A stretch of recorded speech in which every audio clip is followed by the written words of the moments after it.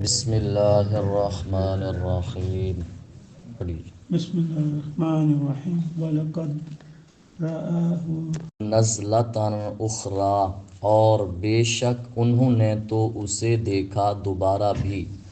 آقا علیہ الصلاۃ والسلام پہ 50 نمازیں فرض ہوئیں تو میرے آقا صلی اللہ علیہ وسلم دوبارہ گئے رب سے تخفیف کرانے۔ تو ایک روایت ہے کہ آقا علیہ الصلاۃ والسلام نے اللہ کو دوبارہ بھی دیکھا۔ کہاں؟ سدرۃ المنتہا، سدرۃ المنتہا کے پاس۔ وہاں کیا ہے؟ عندہا جنت المأوا، اس کے پاس جنت المأوا ہے۔ یہ سدرۃ المنتہا، یہ بیری کا درخت سدرۃ المنتہا، جس کی جڑ تو 7ویں آسمان میں لیکن شاخیں سب آسمانوں میں پھیلی ہوئی ہیں۔ سدرۃ المنتہا کہتے ہیں جب میرے آقا صلی اللہ علیہ وآلہ وسلم پہنچے، غاشیت حل ملائکۃ، فرشتوں نے ڈھانپ لیا، جیسے کوے نہیں ہوتے ایسے فرشتوں نے ڈھانپا۔ وغاشیہا نور الرب، رب کے نور نے مصطفیٰ کو ڈھانپ لیا سدرۃ المنتہا کے پاس۔ یہ ایک روایت ہے، حدیث پاک سنیں، اور یہ حدیث پاک صحیح مسلم کے اندر موجود ہے۔ آقا علیہ الصلاۃ والسلام نے فرمایا جب مجھے سیر کرائی گئی، جب میں سدرۃ المنتہا تک پہنچا۔ سدرۃ المنتہا کیا ہے؟ فرمایا یہ 7ویں آسمان میں ہے۔ جو زمین سے اوپر جاتے ہیں ان کی انتہا سدرۃ المنتہا، جو کچھ زمین سے اوپر جاتا ہے اس کی انتہا سدرۃ المنتہا، اور جو کچھ رب سے آتا ہے اس کی انتہا سدرۃ المنتہا، نیچے سے پھر وصول کیا جاتا ہے۔ اب میرے آقا صلی اللہ علیہ وسلم نے فرمایا، یہ اللہ کا قرآن کہتا ہے اذ یغش السدرۃ ما یغشا، وہ آگے آ رہا ہے۔ تو یہ میرے آقا صلی اللہ علیہ وسلم نے فرمایا مجھے 3 چیزیں دی گئیں، 5 نمازیں، سورہ بقرہ کا آخری حصہ جو وہ پڑھا جاتا ہے، اور فرمایا مجھے آخری انعام کیا دیا گیا؟ وَغُفِرَ لِمَن لَّا يُشْرِكُ بِاللَّهِ مِنْ أُمَّتِهِ، میری امت سے ہر اس بندے کی بخشش کی جائے گی جس نے شرک نہیں کیا۔ یہ سدرۃ المنتہا پہ مجھے انعام عطا کیا گیا۔ پڑھیے۔ اچھا، زید کہتے ہیں ہم نے کہا یا رسول اللہ ایو شیئن، کون سی ایسی شے، رأیتا آپ نے دیکھی، سدرۃ المنتہا کو جو ڈھانپے ہوئے تھی، وہ کون سی شے تھی؟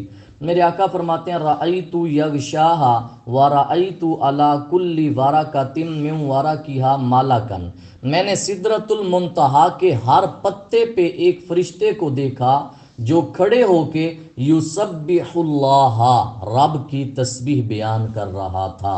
سدرۃ المنتہا کے پتوں پہ کھڑا ہوا ہر فرشتہ اللہ کی تسبیح پاکی بیان کر رہا تھا۔ پڑھیے جی۔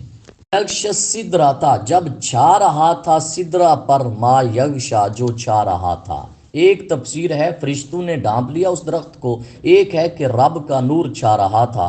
ما زاغ البصر وما طغی، یہ آقا علیہ الصلوۃ والسلام کی شان، نہ درماندہ ہوئی چشم اور نہ آگے بڑھی، جتنا حکم تھا اس سے آگے تجاوز نہیں کیا، نہ ہی تھکی ہے آنکھ۔ لقد رآ من آیات ربہ الکبریٰ، یقیناً انہوں نے دیکھی اپنے رب کی بڑی بڑی نشانیاں، وہ بہت ساری علامات میرے آقا کو دکھائی گئیں جب معراج کرائی گئی۔ رأیتم اللات والعزیٰ، کبھی تم نے غور کیا لات اور عزیٰ کے بارے میں؟ ایک اور بھی ہے ومنات، اور منات جو تیسری ہے، لات اور عزیٰ بھی ایک بت ہے اور منات جو تیسری ہے، اللہ فرماتا ہے اعلیٰ الذکر، کیا تمہارے لیے بیٹے، والا الانثی، اور اللہ کے لیے نری بیٹیاں؟ وہ کیسے؟ یہ جو لفظ لات نہیں پڑا، لات، وہ کہتے ہیں ہم اس کو اللہ کے نام سے مشتق کرتے ہیں۔ وہ کیسے؟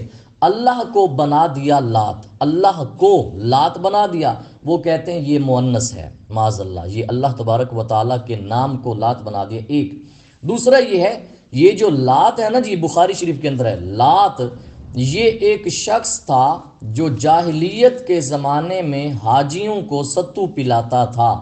کہتے ہیں فلما ماتا، جب وہ بندہ مرا، عکفوا علی قبرہ، مشرکین اس کی قبر پہ ٹھہرے رہے، فعبدوہ، حتیٰ کہ اس کی عبادت کرنا شروع ہو گئے۔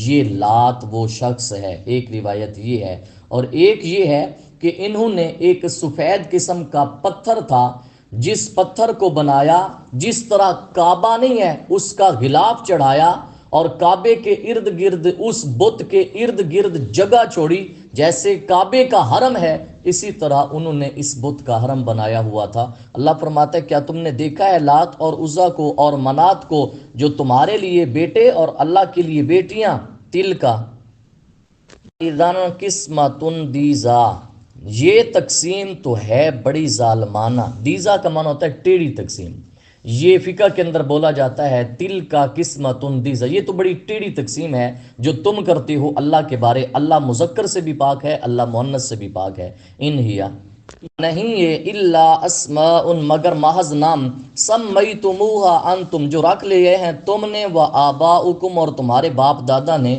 ما انزل اللہ بہا، نہیں نازل کی اللہ نے ان کے بارے میں، من سلطان، کوئی سند، ان یتبعون، نہیں پیروی کر رہے یہ، الا الظن، مگر گمان کی، وما تہوی الانفس، اور جسے چاہتے ہیں ان کے نفس، یہ ان کی پیروی کر رہے ہیں۔ وَلَقَدْ جَاءَهُم مِّن رَّبِّهِمُ الْهُدَىٰ، حالانکہ آ گئی ہے ان کے پاس ان کے رب کی طرف سے ہدایت۔ یہ جو لات اور عزا ہیں ان کے ایک دو واقعات سنیں۔ حضرت ابو سفیان احد والے دن اونچا اونچا کہہ رہے تھے، لَنَا الْعُزَّىٰ وَلَا عُزَّىٰ لَكُمْ، ہمارے پاس عزا ہے تمہارے پاس عزا نہیں ہے۔ تو میرے آقا صلی اللہ علیہ وسلم یہ فرما رہے تھے ان کو بولو، اللہ مولانا ولا مولا لکم، اللہ ہمارا مددگار ہے تمہارا آج کوئی مددگار نہیں ہے۔ بخاری شریف کی حدیث پاک سنیں، میرے آقا صلی اللہ علیہ وسلم نے فرمایا جس بندے نے قسم اٹھائی اور قسم اٹھائی واللات اور عزا، لات اور عزا کی قسم اٹھائی، وہ پڑھے لا الہ الا اللہ، وہ دوبارہ کلمہ پڑھے۔ فرمایا اور جس بندے نے اپنے دوست کو یہ کہا اکامر کا، آؤ جوا کھیلیں، فرمایا فلیتصدق، وہ صدقہ کرے۔ صرف یہ الفاظ کہنے سے، آؤ جوا کھیلیں، کھیلا نہیں ہے، انہی الفاظ پہ فرمایا فلیتصدق، وہ صدقہ کرے۔ تیسری حدیث پاک، راوی ہیں حضرت سعد بن ابو وقاص، یہ صحابی ہیں، کہتے ہیں میں نے نہ جانتے ہوئے قسم اٹھا لی لات اور عزا کی، تو مجھے میرے ساتھ کھڑے دوست نے کہا بئس ما قلت، کتنی بری قسم اٹھائی ہے تو نے۔ کہتے ہیں میں آقا کی بارگاہ میں آیا، عرض کی تو میرے آقا نے فرمایا یہ الفاظ کہو، لا الہ الا اللہ وحدہ لا شریک لہ، لہ الملک ولہ الحمد وہو علی کل شیء قدیر۔ چونکہ تو نے قسم اٹھائی، دوبارہ کلمہ پڑھو اور گواہی دو، اور کیا کرو، فرمایا تین مرتبہ بائیں جانب تھوک دو، 3 مرتبہ، اور کیا کرو، وَتَعَوَّذْ بِاللَّهِ مِنَ الشَّيْطَانِ الرَّجِيمِ، اعوذ باللہ پڑھو، اور ثُمَّ لَا تَعُدْ، فرمایا آئندہ ایسا کام نہ کرنا۔